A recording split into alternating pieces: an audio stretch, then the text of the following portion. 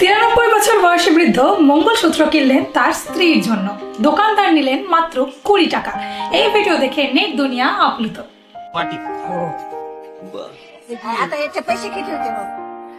এই ঘটনার স্থান মহারাষ্ট্রের ছত্রপতি সম্ভাজি নগরের একটি গয়নার দোকান। এই ভিডিও দেখে অসংখ্য মানুষ আবেগে ভাসছেন।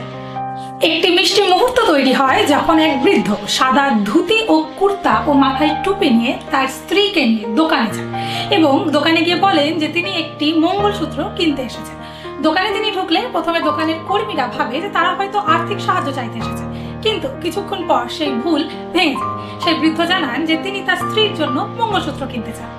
দোকানের মালিক এই ভালোবাসার ঘটনায় এতটাই আপ্লুত হন যে তিনি তাদের দেওয়া 1120 টাকা নিতে নারাজ হন এবং মাত্র 20 টাকা নেন আশীর্বাদ স্বরূপ এবং তাদেরকে একটি সোনার মঙ্গলসূত্র প্রদান করেন।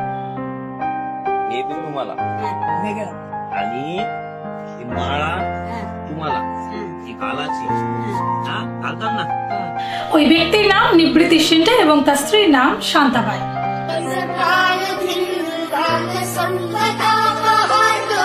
তারা জলনা জেলার আমভোরা জাহাগীর গ্রামের কৃষক। এই মুহূর্তে তারা পদযাত্রায় বেরিয়েছেন আষাঢ়ী একাদশীর উৎসবে পাধারপুর যাওয়ার জন্য।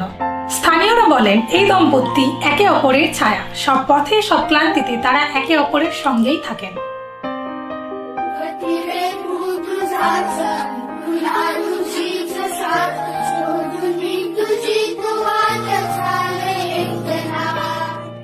তাদের এক ছেলে থাকলেও তারা বেশিরভাগ সময় একে অপরের প্রতি নির্ভরশীল।